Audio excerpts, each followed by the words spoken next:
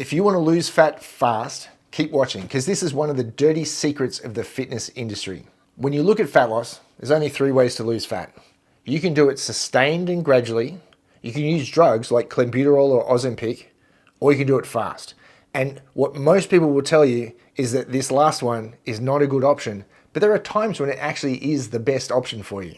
The reason why it's a secret in the fitness industry is really simple. The first reason is that if you lose fat in a sustained and gradual way, you have a chance to change all the habits that made you need to lose weight in the first place. Not many people have the ability to change habits from a lifetime of excess overnight. If you take your time while you're losing fat, say losing fat over a 3-month, 6-month, or even 12-month period, you give yourself ample time to build these habits and then solidify them so that when you come off the diet, you're actually able to maintain that shape for the rest of your life. And it's that secret day after diet process that is one of the biggest problems for people when they diet. It doesn't matter how much discipline you display during your diet and allow yourself to lose that weight if you just go back to doing what you were doing at the end of the diet.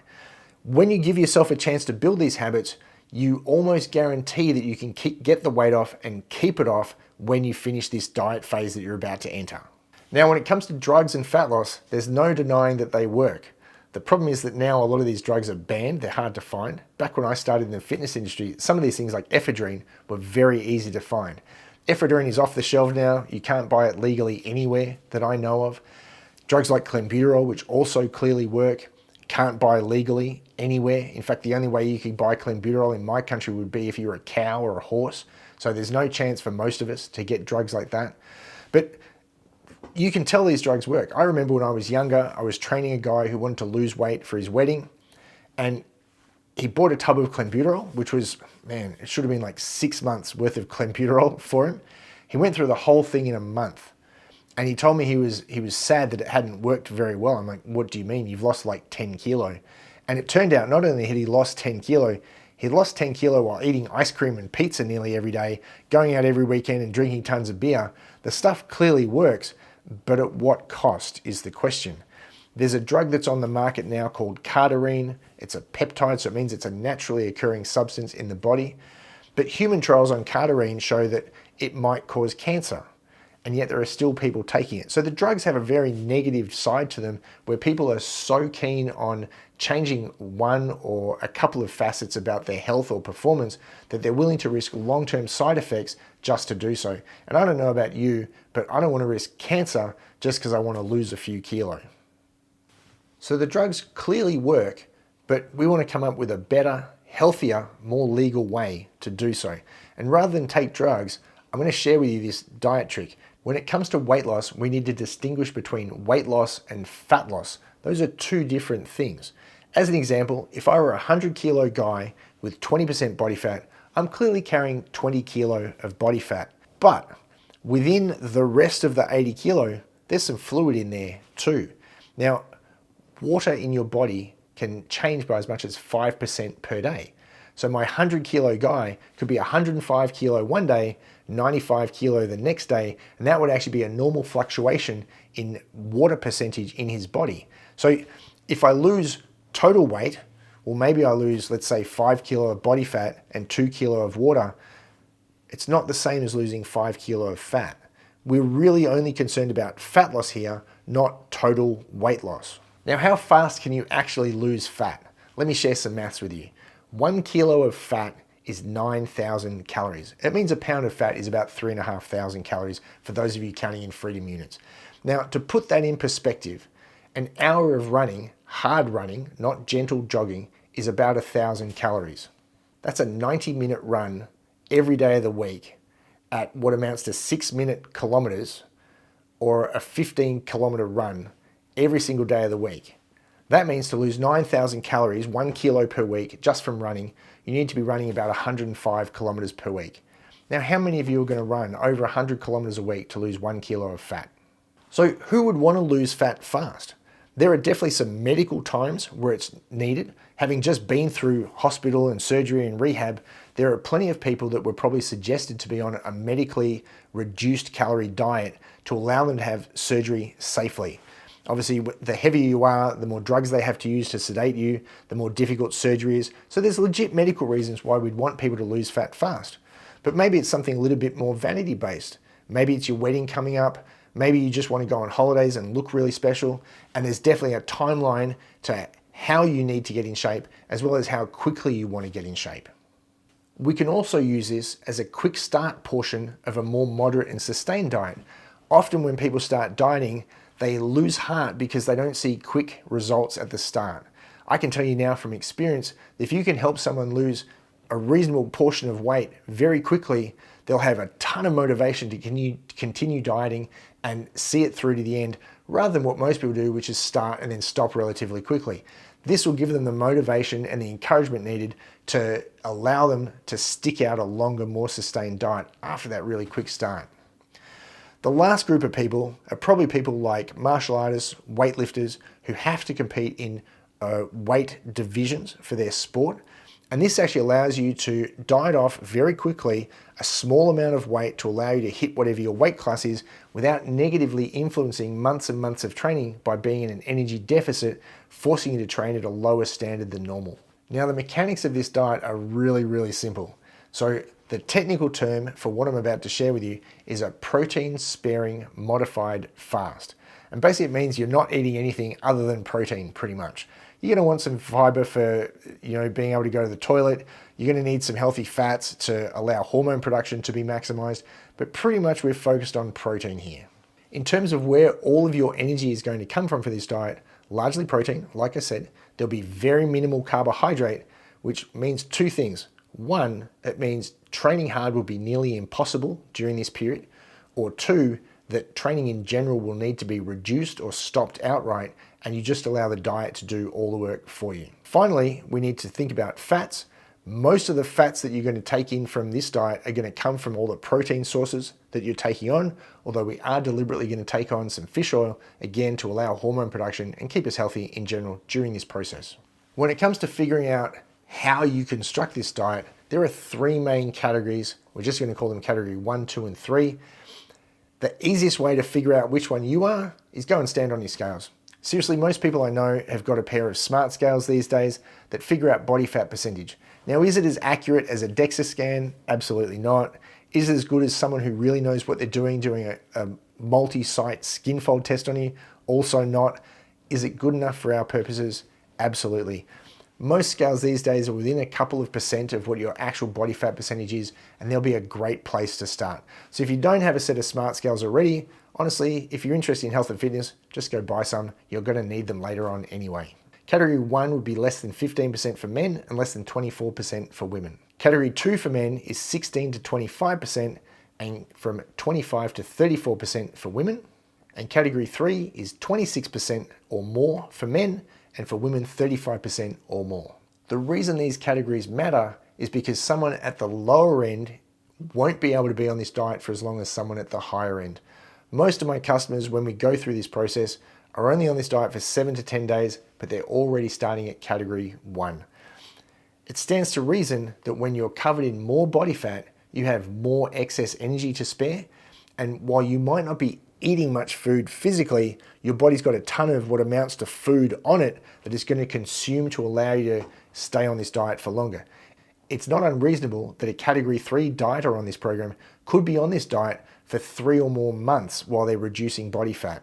When it comes to protein, the minimum you would expect to see from someone during normal kind of healthy diet setup will be 1 gram per pound.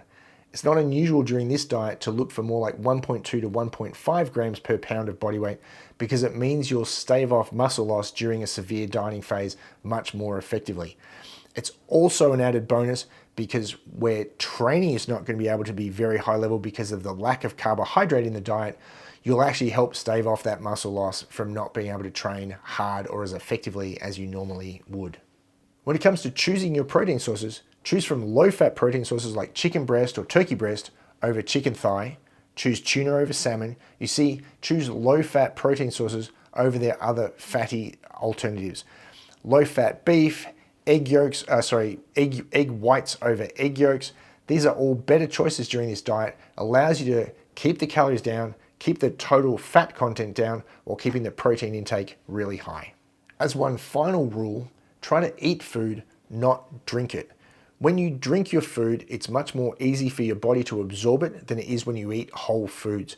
When you eat whole foods, you have this bonus to this thing called thermic effect of food, because the thermic effect of food is the cost of digesting your food. Drinking food during a fat loss phase is far easier from an energy perspective than having to break down solid food, break it all, like all the tiny little microscopic parts of it apart, and then be able to absorb it.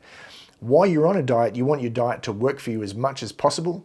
Protein is already quite costly to digest, but it's far more costly when it's a whole food versus when it's a liquid. So as a general rule, eat food, don't drink it. Often when we see people go down this kind of path, the high protein, carnivore, keto sort of approach, vegetables just about get thrown out the window completely. I'm going to say you need at least 5 cups of vegetables a day, but you want to pick from vegetables that are low carbohydrate. So you want things like zucchini, cucumber, lettuce, kale, spinach. You want things like cauliflower, broccoli, mushrooms, capsicums or peppers, depending on which country you're in.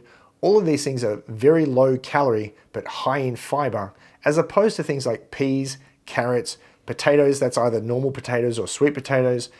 All of these foods are quite high starch and will actually make that weight loss portion of the diet much more difficult, because the carbohydrate in those foods is stored in water in your body. So remember, water weight can fluctuate quite a lot. 1 gram of carbohydrate is stored in 3 grams of water in your body. So if you had 100 grams of carbohydrate, you've just gained 400 grams of weight because you need 300 grams of water to store that 100 grams of carbohydrate in. When we reduce carbohydrate almost completely, we're going to get rid of a lot of that water weight.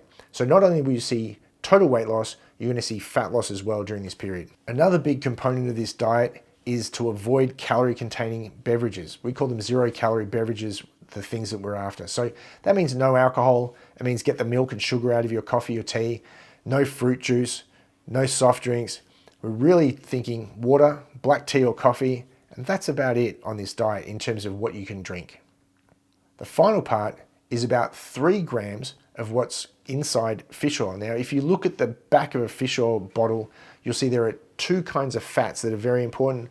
One is called DHA, the other is EPA, and you'll see there's a number that they list for both of them, and the total number we're looking for is about 3 grams per day of DHA and EPA combined. You might see these sometimes listed in milligrams. So if it's in milligrams, you want 3,000 milligrams of these things, or 3 grams combined. If you go to the supermarket and you buy cheap, crappy fish oil, you'll probably need 10 to 15 of these per day. If you go and buy a really high quality one, there are a lot of high quality fish oils now. You've got 2 grams per capsule. So you need 1 or 2 of these per day to allow you to get adequate DHA and EPA in your diet to make sure hormone production stays good during this severe dieting phase. Now, when the question comes up about how long to diet for, as I said before, the leaner you are, the shorter this diet phase can be, because sooner or later, this severe restriction in energy intake will crash something in your body. The fatter you are, the opposite is true. The more weight you've got to lose, the longer you can stay on this diet. Now, you can extend this diet with things like refeeds and free meals, but don't use these as an excuse to eat terribly and extend being on this extremely restrictive diet for longer than you need to be. Now, when it comes to how many times can you do this, as far as I'm concerned, this is a bullet with 1 gun in it per year. I won't do this with clients more than 1 time per year, and I'll only do it with certain clients who I know are able to stick to the strict guidelines of this diet and actually benefit from it, again, without messing around and being on this diet for a longer period of time than they need to be, because long term, the effects are not very good. So the longer you stay on this diet, the more damage you're going to do. So I need to say, as a final caution, this is not a year-round training plan. This isn't something you're going to follow for a long period of time. This is one and done for the year, and you want to get on it, lose as much weight as possible, and then get off it as fast as possible. Now, how do I know when to get off it? When I see there's no consistent weight loss over about 3 days, I know that the client's pretty much at the end of what we can gain easily from this diet, and generally you're going to find that somewhere in the 6 to 10 day range for people in category 1. People in category 2, maybe we can go to 2.5 to 3 weeks before we need to stop. And then after that, again, mentally, they're going to need a break. Now, when you stop this diet, there's no need to do any fancy reverse dieting stuff or go and eat above maintenance. Go straight back to maintenance calories. That reverse dieting phase is only extending your pain. You can go straight back to your maintenance phase. So again, it's really important that you're only in this diet for as long as you need to be, because the longer you're on it, the lower that maintenance calorie number becomes. The shorter you're on this diet, the faster you can go back to eating like normal. And if you go back to maintenance for whatever your new weight is, you'll maintain that fat loss no matter how long that you stay on that maintenance for. So fast fat loss, it is possible. It's a dirty secret in the fitness industry, but there are some rules about how to do it right and how to do it well so that you're not wasting time making yourself unhealthy on this kind of diet.